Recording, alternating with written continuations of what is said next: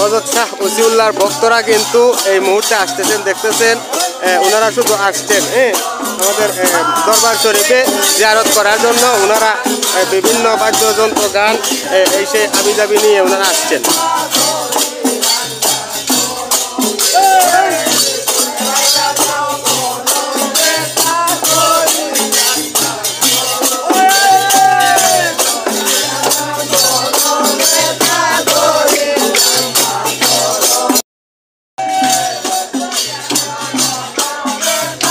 দর্শক, ওনারা এই মুহূর্তে মাজারে প্রবেশ করলেন হযরত শাহ ওসিউল্লাহর ভক্তবৃন্দগণ।